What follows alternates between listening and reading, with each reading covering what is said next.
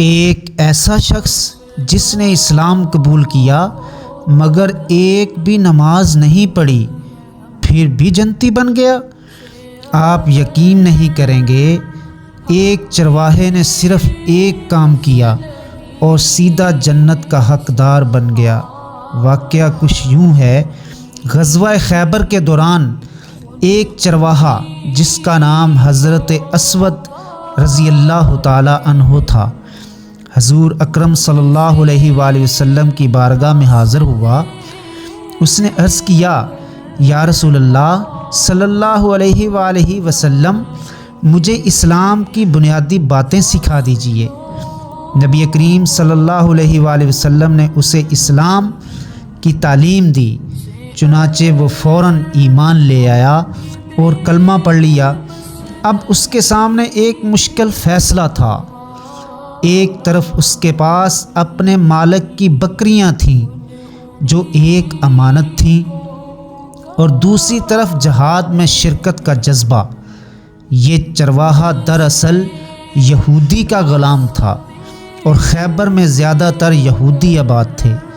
اس نے عرض کیا، یا رسول اللہ صلی اللہ علیہ وآلہ وسلم، ان بکریوں کا کیا کروں؟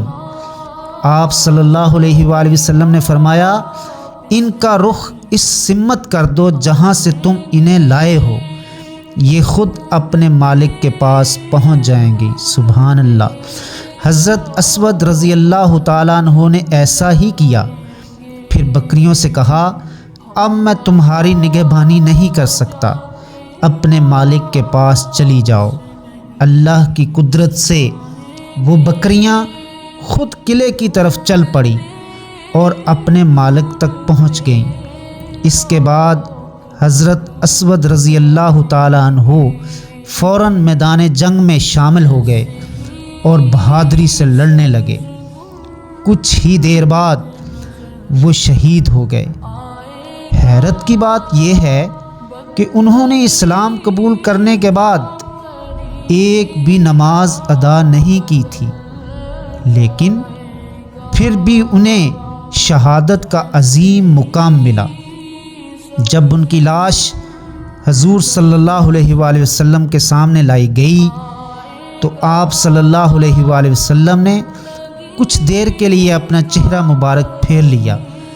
صحابہ نے عرض کیا، یا رسول اللہ صلی اللہ علیہ وآلہ وسلم، آپ نے چہرہ کیوں پھیر لیا؟ آپ صلی اللہ علیہ وآلہ وسلم نے فرمایا، میں نے دیکھا کہ جنت کی حوریں ان کے پاس موجود تھیں، اسی لیے میں نے نگاہ پھیر لی۔ اس سے ہمیں یہ سبق حاصل ہوتا ہے، نیت خالص ہو تو تھوڑا عمل بھی بڑا بن جاتا ہے۔ اللہ کے ہاں وقت نہیں، اخلاص کی قدر ہے۔